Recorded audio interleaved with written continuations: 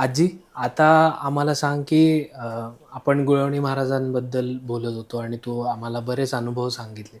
असं कुठला एक असं गूढ म्हणू किंवा मग असा एक जो आपल्याला पटकन विश्वास बसत नाही ना, अशा पद्धतीचा काही गुळवणी महाराजांचा अनुभव आहे का?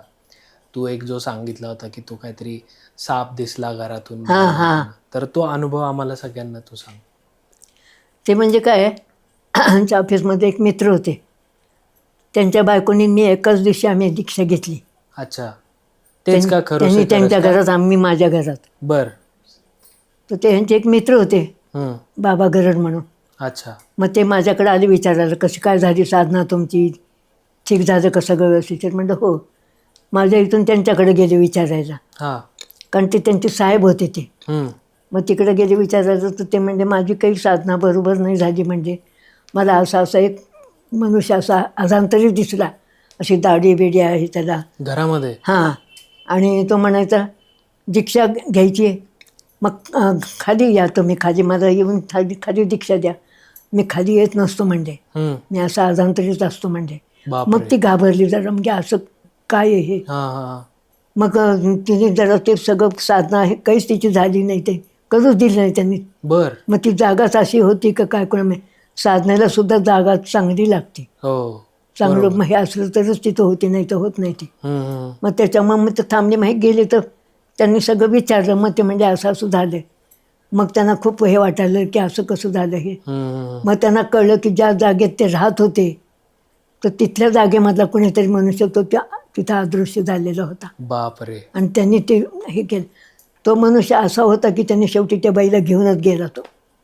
बरं. हो. म्हणजे पछाडलंच हां, थोडक्यात. पण ते काय झालं सांगू का? त्यांनी काय सांगितलं, हे तुमचं जाण्याकरता तुम्ही सगळे घरामध्ये डोळे मिटून बसा म्हणजे. हे कोणी सांगितलं? गुळवणी महाराजांनी बरं. विचारायला गेल्यावरती सांगितल्यावरती त्यांनी काय केलं, सगळ्यांनी डोळे मिटले.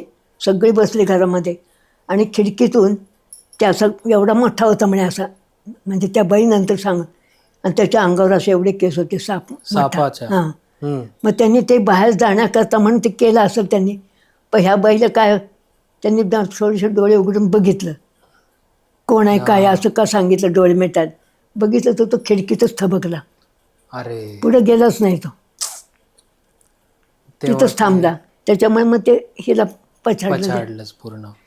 अच्छा. खूपच म्हणजे इतका त्रास दिला की ती देवाच्या इथं जाऊच शकत नव्हती. अरे बापरे! तिला कसं गाणगापूरला नेलं, पण ते गाणगापूरला नेलं नाही आणि सगळ्यांनी, की ते झाडावर जाऊन बसायचं, पुन्हा हे तिथपर्यंत जायचे, पुन्हा येताना ते गाणगापूरून त्यांच्या ह्याच्यात शिरायचे, पुन्हा यायचे, अच्छा. असं व्हायचं ते. अच्छा. ते मग ते झाडावर उडून शेवटपर्यंत. बसायचं तिकडं. घरी जरी आणलं तर त्यांचा मुलगा खूप त्यांची हे करत होता ना त्यावेळेला. हं. सगळीकडे अंगारा टाकायचा त्या गाणगापूरचा, पण कुठं जरी मध्ये राहिलं असतं तर त्याच्यातून ते वर यायचा. बरं. इतका त्रास दिला त्यांनी. मग सांगते का त्याच्यामध्येच ती बाई गेली मग शेवटी. अरे!